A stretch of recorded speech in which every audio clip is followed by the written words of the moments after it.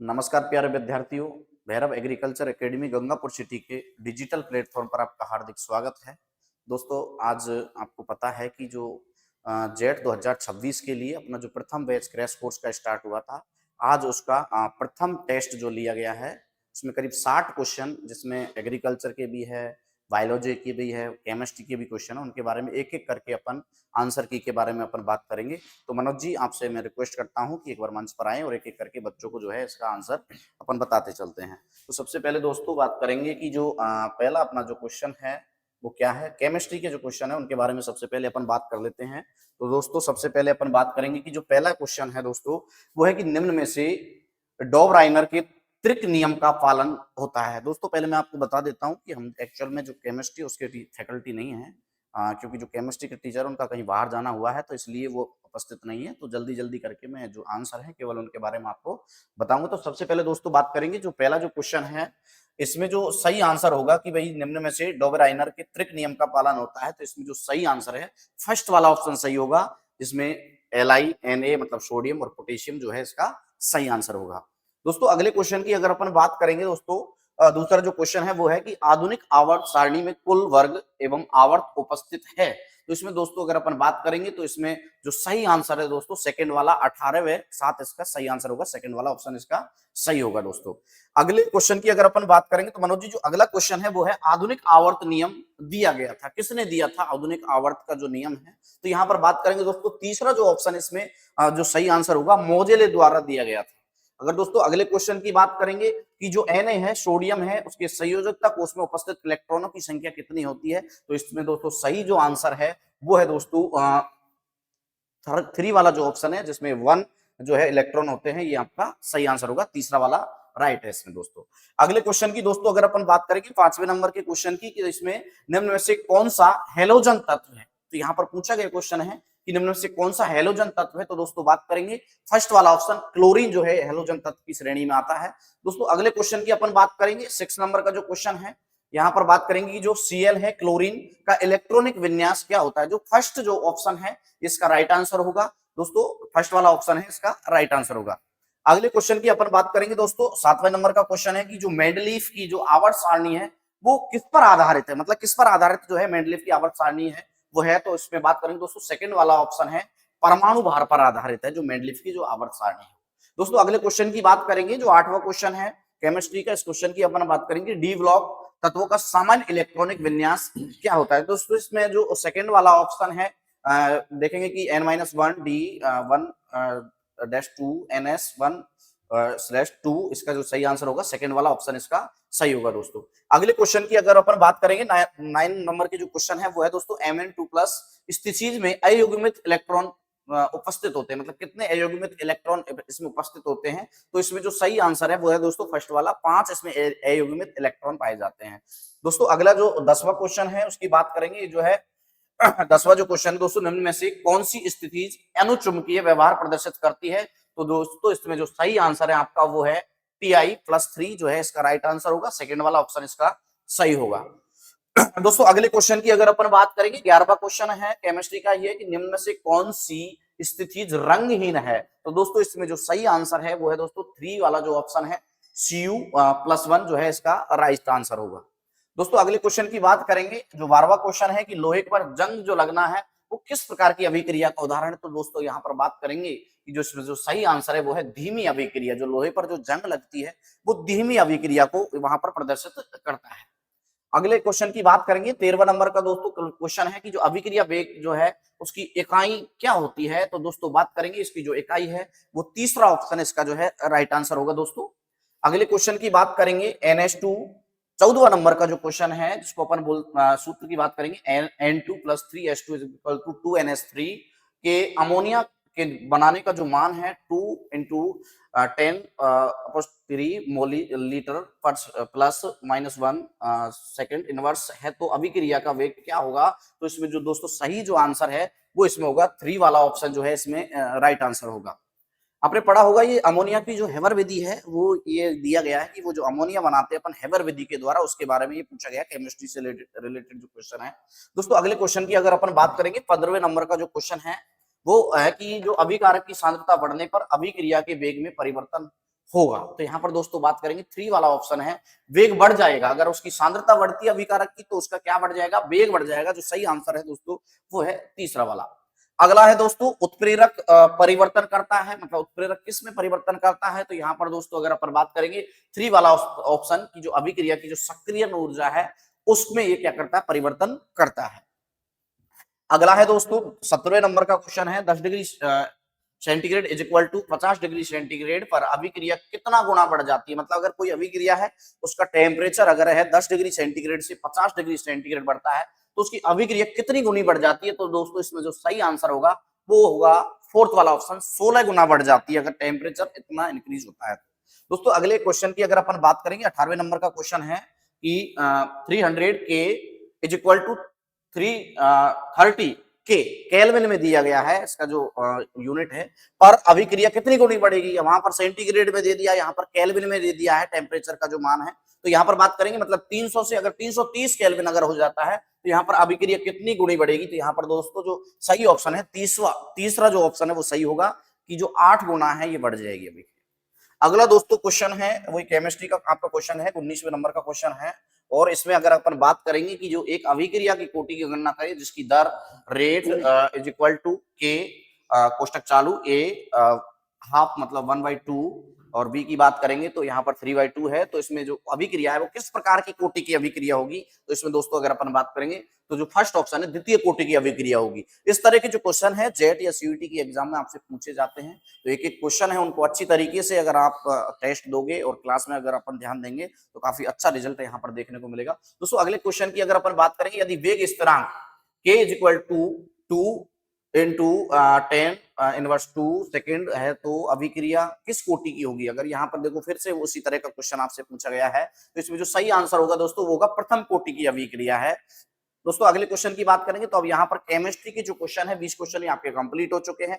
पहले ही टेस्ट में 20 क्वेश्चन आपको केमिस्ट्री के दिए हैं तो इनकी बात करेंगे। अब यहाँ पर बायोलॉजी के क्वेश्चन की बात करेंगे तो दोस्तों मनोज जी अगर बात करेंगे जो बायोलॉजी के क्वेश्चन है उनमें जो 21वें नंबर का क्वेश्चन है वर्गीकी शब्द किसने दिया। तो यहाँ पर बात करेंगे दोस्तों इसमें जो सही आंसर है कैंडोले नामक जो वैज्ञानिक है इसने वर्गीकी जो है शब्द दिया था।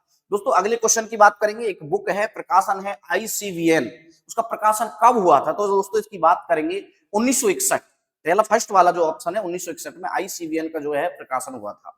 दोस्तों अगले क्वेश्चन की बात करेंगे जो दो जगत पद्धति का प्रतिपादन किसने किया था। दोस्तों आपको पता है जो लीनियस नामक वैज्ञानिक है उसने दो जगत पद्धति का प्रतिपादन किया था। अगले क्वेश्चन की बात करेंगे कि जो जाति शब्द है वो किसने दिया था। दोस्तों अगर अपन बात करेंगे जॉन रे ने जाति की बात करेंगे तो यहाँ पर जॉन रे नामक वैज्ञानिक ने जाति शब्द दिया था। दोस्तों अगले क्वेश्चन की बात करेंगे, ये तो अपन एग्रीकल्चर में ही पढ़ते आते हैं, बात करेंगे तो बॉटनी में भी इस तरह के क्वेश्चन कई बार बायोलॉजी में आ जाते हैं कि जो किसी का भी वानस्पतिक नाम आ गया, किसी पुष्प क्रम के बारे में पूछ लिया जाता है, खाने योग्य भाग पूछ लिया जाता है, उनके बारे में पूछ लिया जाता है। तो एग्रीकल्चर से रिलेटेड क्वेश्चन भी है कि आम का वैज्ञानिक नाम क्या है। तो सब ज्यादातर बच्चे जानते हैं मैंजीफेरा जो इंडिका है वो आपका किसका नाम है, आम का। अगर दोस्तों बात करेंगे अगला क्वेश्चन है वर्गीकी पदानुक्रम में होते हैं तो यहाँ पर बात करेंगे दोस्तों फर्स्ट वाला ऑप्शन है 7 सही आंसर होगा। अगला क्वेश्चन है दोस्तों कुल का प्रत्यय है, कुल की बात करेंगे तो उसका जो प्रत्यय है उसका 3 वाला ऑप्शन एस का प्रत्यय होता है। जो सही आंसर होगा दोस्तों 3 वाला ऑप्शन वो सही होगा। दोस्तों अगले क्वेश्चन की बात करेंगे 28वां जो क्वेश्चन है वर्गीकी पदानुक्रम की सूक्ष्मतम इकाई है। तो दोस्तों बात करेंगे कि जो फर्स्ट वाला ऑप्शन है जाति वर्गीकी पदानुक्रम की सूक्ष्मतम इकाई होती है। बात करेंगे जो बायोलॉजी के सर हैं अभी है नहीं है तो उनके क्वेश्चनों को भी हम ही आपको जल्दी जल्दी करके आंसर यहाँ पर बता रहे हैं। अगले क्वेश्चन की बात करेंगे दोस्तों मोनेरा जगत में सम्मिलित होते हैं। तो दोस्तों इसका सही आंसर है वो होगा फर्स्ट वाला ऑप्शन एक कोशिकीय प्रोकैरियोटिक जो है जीव मोनेरा जगत में सम्मिलित होते हैं। दोस्तों अगले क्वेश्चन की बात करेंगे 30वां क्वेश्चन है, उसके बाद में जितने भी क्वेश्चन है वो एग्रीकल्चर के आएंगे। तो 30वां जो क्वेश्चन है शैवाल के बारे में पूछा है कि शैवाल क्या है, क्या पादप है, जंतु है, सूक्ष्म जीव है या कीट है। तो बात करेंगे शैवाल एक प्रकार का पादप होता है। तो दोस्तों ये क्वेश्चन भी कई बार एग्जाम में पूछ लिया गया है और पूछा भी जा सकता है कि शैवाल क्या होता है, तो एक पादप होता है। दोस्तों अगले क्वेश्चन की बात करेंगे मनोज जी जो एग्रीकल्चर के क्वेश्चन है एग्रोनॉमी के जो बात करेंगे उन क्वेश्चनों की अगर अपन बात करेंगे मौसम जलवायु वाला जो चैप्टर उनसे लिया गया है कि जो मौसम किस भाषा का शब्द है। सब ज्यादातर बच्चे जानते हैं और आपको अच्छा बताया भी है कि जो अरबी भाषा है वो आपकी जो है मौसम की बात करेंगे तो अरबी भाषा का शब्द है। दोस्तों अगला क्वेश्चन है कि जो जलवायु विज्ञान के जो जनक कौन है, तो आपको पता है कोपेन को जलवायु विज्ञान का जनक माना जाता है। दोस्तों अगले क्वेश्चन की बात करेंगे। दोस्तों यहाँ पर थोड़ा कंफ्यूजन वाला क्वेश्चन है ये, अगर बच्चे थोड़ा सा अच्छी तरीके से ध्यान नहीं देंगे तो इसको गलत कर सकते हैं। IAMD के बारे में पूछा गया है, एक होता है IMD। ये दो तरह के यहाँ पर क्वेश्चन आपको पूछ लिए जा सकते हैं। तो यहाँ पर बात करेंगे, एक तो दोस्तों IMD होता है मनोज जी, अगर बात करेंगे तो IMD इंडियन मेट्रोलॉजिकल डिपार्टमेंट की बात करेंगे तो वो आपका पुणे में है। कहां पर है? पुणे में। लेकिन यहां पर पूछा है कि इंडियन एग्रो मेट्रोलॉजिकल डिपार्टमेंट की बात करेंगे तो ये दोस्तों जो सही जो इसका जो राइट आंसर है वो है दोस्तों नई दिल्ली, इसका राइट आंसर होगा। दोस्तों अगले क्वेश्चन की बात करेंगे, जो मध्यवर्ती दिवस पौधा कौन सा है? लगभग 12 से 14 इसके लिए जो चाहिए।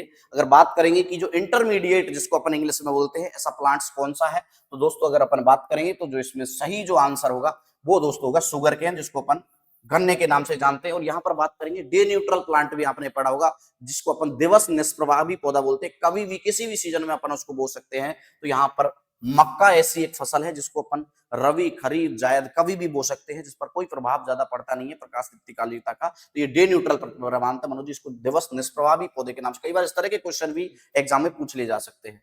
अगले क्वेश्चन की बात करेंगे दोस्तों, वायुमंडल में CO2 की मात्रा पूछी जा रही है। तो यहाँ पर भी अगर अपन बात करेंगे अच्छी तरीके से, आपको तो वैसे कंफ्यूजन होने की जरूरत नहीं है।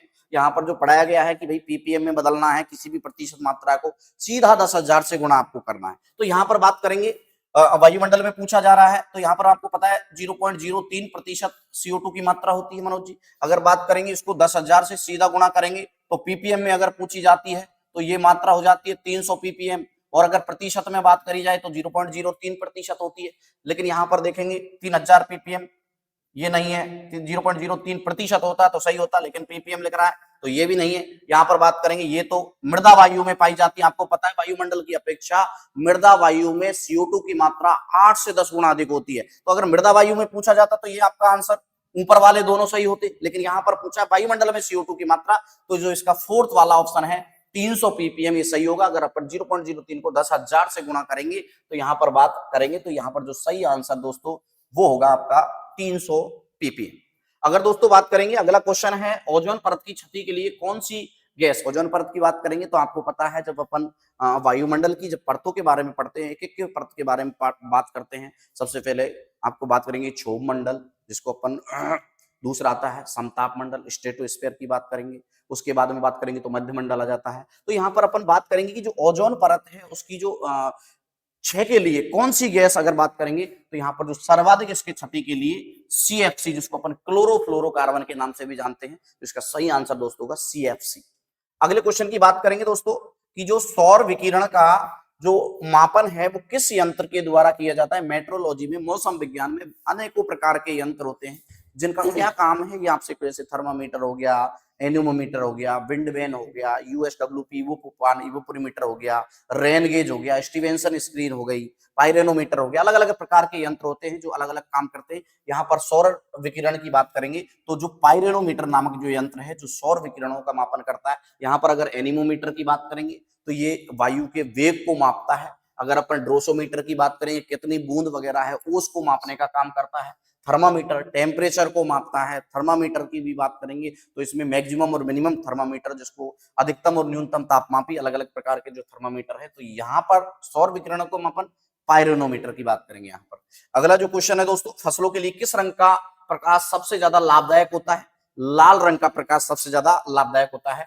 दोस्तों अगले क्वेश्चन की बात करेंगे, यहाँ पर भी अगर अपन बात करेंगे तो सिंपल सा क्वेश्चन यहाँ पर है कि जो पौधे प्रकाश संश्लेषण फोटोसिंथेसिस की अगर अपन बात करेंगे, रात में तो करते नहीं है, दिन में फोटोसिंथेसिस करते हैं। और बात करेंगे कौन सी गैस को वो ग्रहण करते हैं। आपको मैंने कई बार बताया है, जब पोषक तत्व भी अपन पढ़ते हैं तो वहां पर भी मैंने आपको बताया CO2 plus H2O is equal to, यहाँ पर पौधों में हरा रंग होता है, प्रकाश वो लेते हैं और यहाँ पर भोजन बनाते हैं प्रकाश संश्लेषण की क्रिया के द्वारा, कार्बोहाइड्रेट का निर्माण करते हैं C12H12O6। यहाँ पर बात करेंगे तो ये एक प्रकार से प्रकाश संश्लेषण की अभिक्रिया है।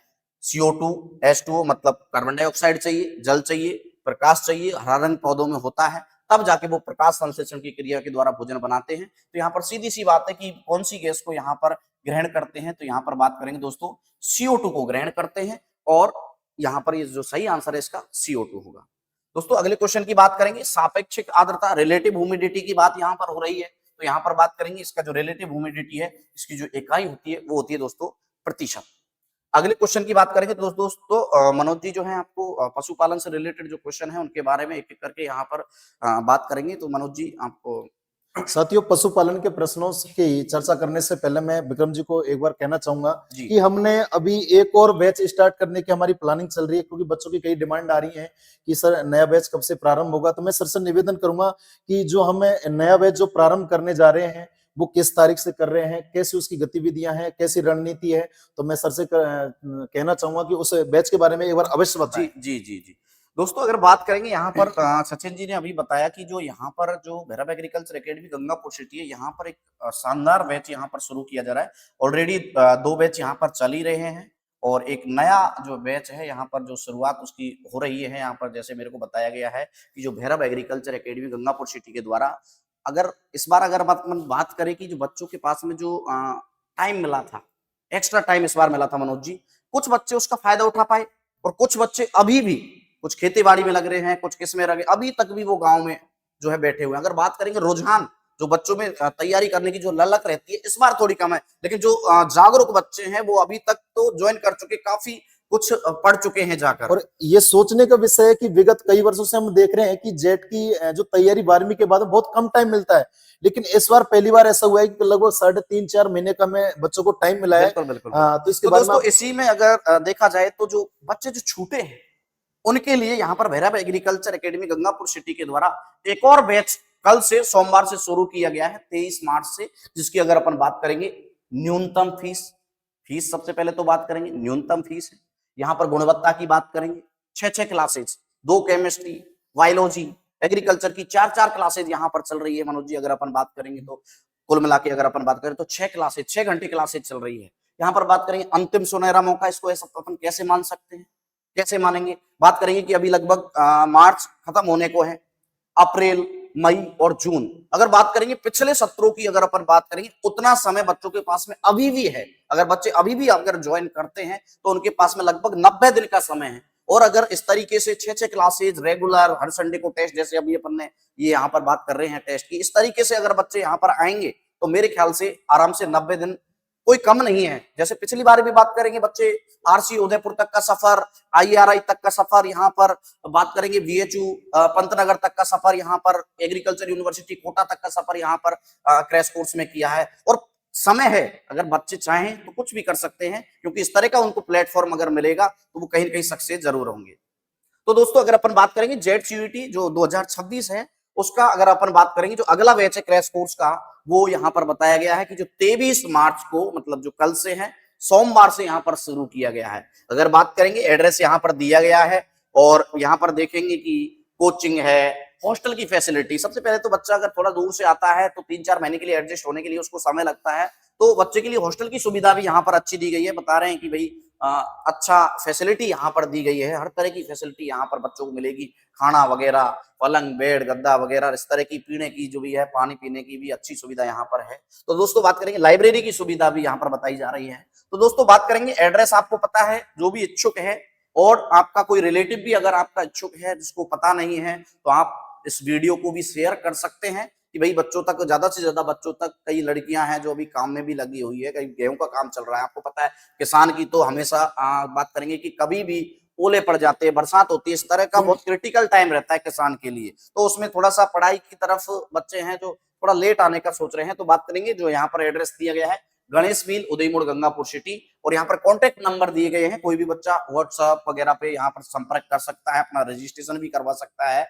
94 61 380 962। और जो सेकंड जो 1 नंबर है वो है दोस्तों 86 19 62 85 42। आप कांटेक्ट कर सकते हैं यहाँ पर बैच ज्वाइन करने के लिए। तो दोस्तों एक बार फिर से मैं आपको बताना चाह रहा हूँ, समय है अभी अपने पास में, ज्यादा वो होने की जरूरत नहीं है कि भाई सिलेक्शन नहीं होगा, ये नहीं होगा, समय कम है, टाइम निकल चुका है, ऐसा कुछ नहीं है। अभी भी बाकी वर्षों की बजाय लगभग टाइम देखेंगे तो अभी भी और ज्यादा टाइम अपने पास में बचा हुआ है। तो दोस्तों अगले जो क्वेश्चनों की बात करेंगे मनोज जी, तो यहाँ पर जो आपके जो क्वेश्चन है उनके एक बार आप जल्दी से आंसर बताओ बच्चों को, ताकि वो वेट कर रहे हैं। आइएगा साथियों, बात करते हैं अपने पशुपालन के प्रश्न की। क्वेश्चन नंबर 41 है कि राजस्थान में पशु जनगणना का कार्य कितने वर्ष में किया जाता है। और ये एक ऐसा प्रश्न है जो कई एग्जाम में पूछा भी गया है, एक बार डबल ओ में भी पूछा गया था कि राजस्थान में पशु जनगणना का कार्य कितने वर्ष में किया जाता है। तो इसका सीधा सा आंसर बिल्कुल सही है आपका, राइट आंसर रहेगा वो रहेगा आपका दूसरा ऑप्शन, 5 वर्ष में राजस्थान में पशु जनगणना का कार्य किया जाता है। अगले प्रश्न की चर्चा करते हैं साथियों।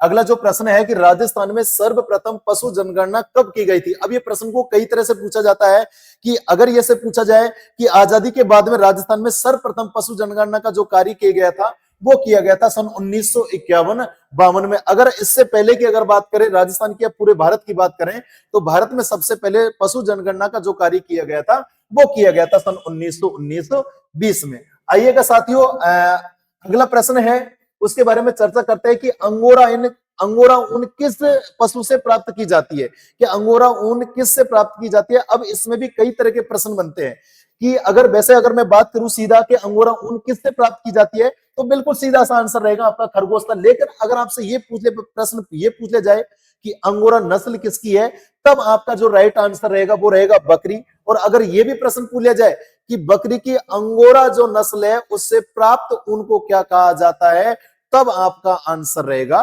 मोहेर। लेकिन यहां आपका जो प्रश्न है वो है यह है कि अंगोरा ऊन कौन से पशु से प्राप्त होती है, तो आपका सही आंसर रहेगा भैया खरगोश। बिल्कुल मनोज जी, अगर इसकी बात करेंगे, इस तरह का क्वेश्चन पहले पूछ लिया गया है एक बार, जैसे आपने तो थोड़ा सा इसको मॉडिफाई कर दिया है, ऊन के बारे में पूछा है, लेकिन अंगोरा नस्ल के बारे में एक बार एग्जाम में पूछ लिया गया था, तो अच्छा क्वेश्चन है। हाँ, क्योंकि कई प्रकार से घुमा फिरा के जो पूछ लिया जाता है भाई अंगोरा ऊन किससे प्राप्त होती है, अंगोरा नस्ल किसकी है, या बकरी की अंगोरा नस्ल से प्राप्त होने वाले की मैं बात करूं तो मैं कई बार क्वेश्चन देता हूं कि बात करेंगे जो प्रताप धन, हाँ किसकी मैं उसमें डाल देता हूं, किस्म भी डाल देता हूं, नस्ल भी डाल सकता हूं, नस्ल भी डाल देता हूं। तो यहाँ पर प्रताप धन की बात करेंगे तो मुर्गी की नस्ल है। हाँ। जबकि बच्चे क्या करते हैं कि प्रताप मक्के को लगा देते हैं। तो वो दोस्तों इस तरह के क्वेश्चन कई बार कंफ्यूज करने वाले, कई बार ऐसा होता है हम जल्दीबाजी में प्रश्न को पूरा पढ़ते नहीं है और डायरेक्ट उसमें आंसर ढूंढने की कोशिश करते हैं, ऐसे प्रश्न कई बार गलत हो जाते हैं। लेकिन हमें पूरा प्रश्न पढ़ना चाहिए कि आंसर बाकी में हमें क्या देना। आइएगा साथियों, अगला प्रश्न की बात करते हैं कि निम्न में से गाय की द्विप्रयोजनीय नस्ल कौन सी है, यानी डबल पर्पज से उद्देश्य जो पालने योग्य जो नस्ल है यहाँ पर कौन सी है। पहला आंसर आपका गिर है, साहिवाल है, थार पारकर है और नागौरी है। तो इसका राइट आंसर जो रहेगा वो रहेगा आपका थार पारकर। और इसकी चर्चा अगर मैं करूं तो पाकिस्तान के सिंध प्रदेश के थार पारकर जिले में पाई जाती है और राजस्थान में इसको मलानी के उपनाम से भी जाना जाता है। और खास विशेषता यह है कि रेगिस्तान की विपरीत परिस्थितियों में, प्रतिकूल अवस्थाओं में भी इसके दुग्ध उत्पादन पर कोई विपरीत प्रभाव नहीं पड़ता है। इसके बाद में साथियों अगला जो प्रश्न है वो है कि रेगिस्तान में पुलिस व सेना के लिए ऊंट की कौन सी नस्ल पाली जाती है। यानी रेगिस्तानी क्षेत्र में जहां पर पुलिस और सेना, आपको पता है कि पाकिस्तान से अपनी सीमा लगती है, राजस्थान के लगभग 4-5 जिले सीमे बनाते हैं, तो वहां पर पुलिस और सेना के लिए जो सबसे उपयुक्त जो नस्ल रहती है वो रहती है भैया आपकी जैसलमेरी। मनोज जी, आपको अगर मैं बात बताऊं, जैसे अपन कई बार फिल्म देखते हैं, बिल्कुल तो फिल्म में भी उस तरह का सीन आता है कि जो बॉर्डर एरियाज होते हैं उनमें जो बात करें कि पुलिस वाले जो गश्त मारते हैं, तो उसमें देखते हैं कि ऊंट पर बैठकर वो गश्त मारते हैं, तो शायद वो जैसलमेरी ही। हाँ बिल्कुल, क्योंकि रेगिस्तान की दृष्टि से आप इसकी चर्चा करेंगे, हम खुद भी जानते हैं और आप भी जानते हो कि पूरे भारत में सबसे ज्यादा ऊंटों की संख्या हमारे राजस्थान में पाई जाती है। यहाँ की जो जलवायु है ऊंट के लिए काफी हद तक है जो सुटेबल है, और इसके पैर जो गद्देदार होते हैं, जो रेत को आसानी से भरसक पकड़ लेते हैं, इसलिए ऊंट को रेगिस्तान का जहाज भी कहा जाता है। साथियों अगला जो प्रश्न है कि पीठ सीधी, यहां पर देखो प्रश्न को किस तरह बनाया है कि यहां पर नस्ल का नाम न देकर उसकी विशेषताओं का जिक्र किया गया है कि पीठ सीधी, गर्दन मजबूत और छाती चौड़ी, इनमें से गाय की ऐसी कौन सी नस्ल है जिसकी ये विशेषता है। तो बिल्कुल आपको घबराने की आवश्यकता नहीं, सीधा प्रश्न है, आपका राइट आंसर रहेगा वो नागौरी रहेगा। और राजस्थान में इसको प्रमुख रूप से कृषि कार्य में तेज दौड़ने के लिए पाला जाता है। हम सुनते थे हमारे जो बुजुर्ग हैं उनसे कि नागौरी नटिया, हाँ बिल्कुल बिल्कुल, पर बात करेंगे कि जो खेती कार्य के लिए जो काम, नागौरी नटिया तो नॉर्मल सी बात है, अगर अपन ग्रामीण परिवेश से भी देखा जाए तो इस तरह के क्वेश्चन बच्चे कि भैया वजन ढोने के लिए, इस तरह के लिए, कृषि कार्य के लिए कौन सी उपयुक्त होती है, तो नागौरी। बिल्कुल। अगला प्रश्न है साथियों कि ऊंट की ऐसी कौन सी नस्ल है जिसका निचला जो होठ है वो हमेशा लटका रहता है। तो इसका बिल्कुल आपका सीधा आंसर रहेगा मेवाड़ी। इसके बाद में आता है साथियों अगला प्रश्न है कि कौन से पशु के दूध में कैप्रिक अम्ल होने के कारण उसके दूध में दुर्गंध आती है। देखो प्रश्न क्या है कि ऐसा कौन सा पशु है जिसके दूध में कैप्रिक अम्ल पाया जाता है और उस कैप्रिक अम्ल की उपस्थिति के कारण उसके दूध में दुर्गंध आती है। तो बिल्कुल आपका आंसर रहेगा वो रहेगा भाई साहब आपके जो बकरी। जबकि अगर मैं बात करूं कि पशुओं में इंसुलिन की मात्रा किसके दूध में पाई जाती है, तब रहेगा आपका ऊँटनी। क्योंकि आपने कई बार देखा होगा बकरी के दूध में जैसे ही अपन सूंघते हैं तो उसके दूध में एक दुर्गंध जैसी वो आती है, तो वो कैप्रिक अम्ल के कारण आती है। और मैं यहाँ एक प्रश्न की ओर चर्चा करना चाहूंगा। अगर आपसे सामान्य अगर दूध की बात करें, सामान्य पशुओं के दूध की, तो उनके दूध की जो प्रकृति है वो अम्लीय होती है, लेकिन बकरी का दूध एक ऐसा है जिसकी क्षारीय प्रकृति होती है और इसकी जो वसा वो मुलायम भी होती है। जो छोटे बच्चे होते हैं उनको पिलाने में भी काफी लाभकारी होता है, क्योंकि इसकी वसा आसानी से पच बिल्कुल जाती है। बिल्कुल। जब बात करेंगे कि बच्चों को भैंस का दूध पिलाने के लिए कम डॉक्टर वगैरह है जो भैंस का दूध नहीं पिलाकर गाय का या बकरी का जो हल्का दूध पिलाने की यहाँ पर बात करते हैं। अगला प्रश्न है साथियों कि भैंस की ऐसी कौन सी नस्ल है जिसके सींग दराती के आकार के होते हैं? तो बिल्कुल आपका आंसर रहेगा सुरती। मनोज जी, इसके बारे में भी मैं थोड़ा सा बताना हम्म। चाहूंगा कि सूरती, अगर ऐसे पूछा जाए यार भैंस की कौन सी जो है सुंदर नस्ल है, तो बात करेंगे वो कौन सी है? सुरती। सूरती है। लेकिन बात करेंगे कि यार अच्छी कौन सी, अपन देखेंगे गांव में तो मुड़े हुए सींग चाहिए। हम्म। मुर्रा जिसकी अगर अपन बात करते हैं तो भैया देखने में तो वो अच्छी लगती है, लेकिन ये ध्यान रखना अगर सींग दराती आकार के सूरती और सुंदर नस्ल भी कौन सी है? सुरती। आइएगा साथियों, अगला जो प्रश्न है कि भैंस की ऐसी कौन सी नस्ल है जो सर्वाधिक तापमान या गर्मी सहन करने की क्षमता रखते हैं? विगत सुपरवाइजर में भी पूछा गया था। तो आपका जो राइट आंसर रहेगा वो रहेगा भदावरी। आपका जो राइट आंसर रहेगा भदावरी। भदावरी के बारे में कई प्रकार से प्रश्न पूछे जाते हैं। हम ये भी कह सकते हैं कि भैंस की सभी नस्लों में इस नस्ल के दूध में सर्वाधिक वसा पाई जाती है। अगला जो प्रश्न है साथियों वो आपके जो सोइल साइंस से संबंधित है, जो सर आपके बिल्कुल एक एक प्रश्न के बारे में डिस्कस बिल्कुल करेंगे। मनोज जी, अपन अगले क्वेश्चन की अगर अपन बात करेंगे तो यहाँ पर जो सुमेलित करने वाला क्वेश्चन यहाँ पर दिया है, और इस तरह के क्वेश्चन जेट में भी पूछे जाते हैं और ज्यादातर जो इस तरह के सम्मिलित करने वाले क्वेश्चन है ये सीयूईटी के एग्जाम में अधिकतर पूछे जाते हैं। दोस्तों अगर अपन बात करेंगे नेशनल डेयरी डेवलपमेंट बोर्ड आपका कहाँ पर है? आनंद गुजरात में है। तो जो फर्स्ट वाले में 4 ऑप्शन है तो यहाँ पर 3 वाले जो ऑप्शन है उनमें सही है। अगर बात करेंगे एनआईओएफआर, यहाँ पर जो है कंफ्यूजन करने वाला है, कई बार गाजियाबाद का सोचते हैं, लेकिन यहाँ पर जो इंस्टीट्यूट है national institute of organic farming research, मतलब जो जैविक खेती का अनुसंधान संस्थान कहाँ पर है? तो सिक्किम है। तो पहला जो 4 है उसके बाद में 2 वाला जो ऑप्शन है, मतलब इसका जो पहले में आएगा यहाँ पर 4 और दूसरे में क्या आएगा 2, और अगर तीसरे की बात करेंगे Indian institute of soil science तो यहाँ पर 3 आएगा। तो यहाँ पर 4 और बात करेंगे 2 और फिर बात करेंगे 3 और फिर वाला 1 वाला ऑप्शन है, ये इसमें राइट आंसर होगा। तो दोस्तों यहाँ पर बात करेंगे ऑप्शन की बात करेंगे तो यहाँ पर ऑप्शनों को यहाँ पर गलत मिसप्रिंट शायद कर दिया है। नेशनल डेयरी डेवलपमेंट बोर्ड आनंद में है, 4 वाला ऑप्शन है। अगर बात करेंगे national institute of organic farming की बात करेंगे तो यहाँ पर सिक्किम है।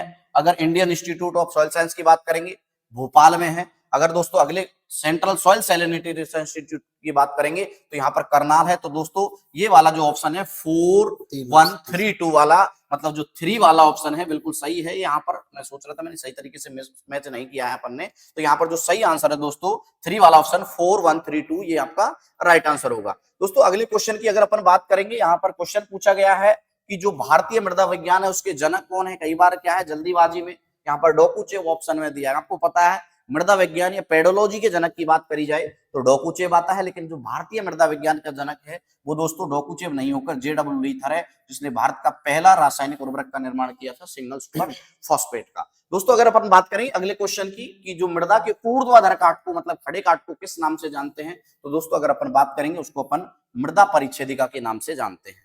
अगर उसमें अलग अलग परतें जो दिखाई देती है उसको कुछ क्या बोलते हैं, तो उसको अपन बोलते हैं दोस्तों मृदा संस्तर। अगर बात करें A+B संस्तर को क्या बोलते हैं?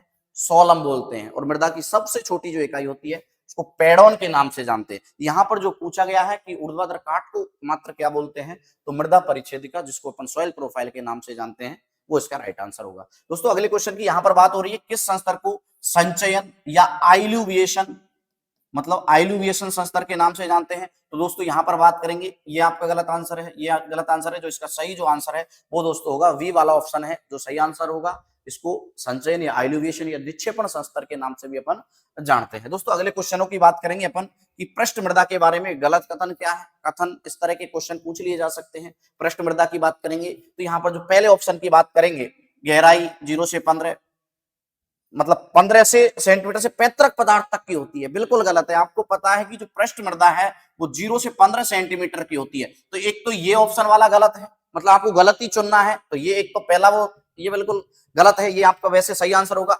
इसमें अधिकतर कृषि कार्य किए जाते हैं, ये सही है।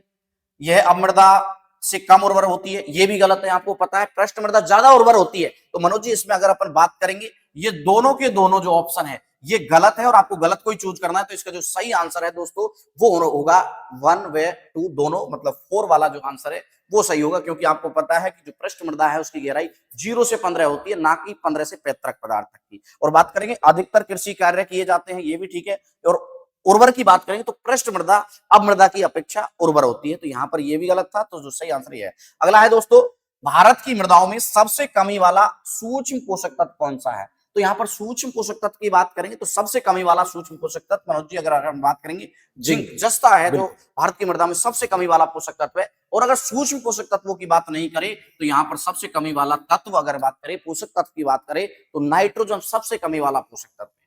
दोस्तों अगले क्वेश्चन की बात करेंगे, हॉर्टिकल्चर के क्वेश्चन यहाँ पर दिए गए हैं। सर्वाधिक एस्कॉर्बिक अम्ल मतलब विटामिन सी की बात कर रहे हैं। यहाँ पर किस में सबसे ज्यादा विटामिन पाई जाती है? तो आपको पता है दोस्तों यहाँ पर सबसे ज्यादा जो विटामिन सी है मनोज जी, बारबेडेस चेरी में। उसके बाद में अगर अपन बात करेंगे तो यहाँ पर आंवले में, उसके बाद में बात करेंगे तो अमरूद में, और उसके बाद में अगर अपन बात करेंगे तो यहाँ पर नींबू में। तो सबसे ज्यादा के बारे में यहाँ पर बात करी जा रही है तो बारबेडेस चेरी। कई बार क्या होता है मनोज जी, बारबेडेस चेरी को ऑप्शन में नहीं देकर बाकी ऑप्शन दे दिए जाते हैं और एक अलग ऑप्शन जो जोड़ दिया जाता है। तो यहाँ पर अगर अपन बात करेंगे तो आंवले में विटामिन सी सबसे ज्यादा होती है। दोस्तों अगले क्वेश्चन की बात करेंगे, हॉर्टिकल्चर का ही क्वेश्चन है, शाखाओं से लिया गया है, इंपोर्टेंस से लिया गया है कि जो सब्जियों की खेती को अपन किस नाम से जानते हैं? आपको पता है ओलेरिकल्चर के नाम से। सब्जियों की जो खेती है उसको ओलेरिकल्चर के नाम से। फ्लोरिकल्चर में पुष्पों की खेती की जाती है। फलों की अगर अपन बात करेंगे तो पोमोलॉजी जिसको अपन बोलते हैं। हॉर्टिकल्चर की बात करेंगे तो उद्यान विज्ञान, संपूर्ण उद्यान विज्ञान की बात करेंगे यहाँ पर हॉर्टिकल्चर के नाम से जानते हैं। अगला क्वेश्चन है, विटामिन ए सबसे ज्यादा किसमें पाई जाती है? दोस्तों यहाँ पर अगर अपन बात करेंगे तो यहाँ पर सबसे ज्यादा जो विटामिन ए है वो आम में पाई जाती है। लगभग 4800 AU के लगभग यहाँ पर विटामिन ए पाई जाती है। दोस्तों अगर अपन बात करेंगे यहाँ पर अगला क्वेश्चन है कि जो ICMR के अनुसार प्रति व्यक्ति प्रतिदिन फलों की कितनी, मतलब रोजाना एक आदमी को कितना फल खाना चाहिए, जो ICMR के अनुसार जो गाइडलाइन है उसके अनुसार, तो लगभग 120 यहाँ पर ग्राम फल एक आदमी को रोजाना खाना चाहिए उसकी अगर पौष्टिक डाइट के लिए यहाँ पर बात करेंगे। तो दोस्तों इस तरीके से जो अपने 60 क्वेश्चन थे, आज पहला ही जो बात करेंगे जो बैच था उसका पहला टेस्ट लिया गया था और पहले टेस्ट के अच्छे क्वेश्चनों की 60 क्वेश्चनों की बात करेंगे तो इनके आंसर की हमने बता दी है। बाकी दोस्तों इसी तरह के बिल्कुल फ्री अगर बात करेंगे मनोज जी, बिल्कुल फ्री इस तरह के हर तरह के जो संडे के टेस्ट है इनको ज्वाइन करने के लिए आप जो यूट्यूब चैनल है भैरव एग्रीकल्चर एकेडमी, इसको आप सब्सक्राइब करें और बाकी बच्चों तक भी भेजें कि जो हर संडे को जो टेस्ट होता है घर बैठे भी बच्चे यहाँ पर इसका एंजॉयमेंट कर सकते हैं। एक तरीके से वो देख सकते हैं कि भाई किस तरह के क्वेश्चन यहाँ पर आ सकते हैं। ठीक है दोस्तों, थैंक यू।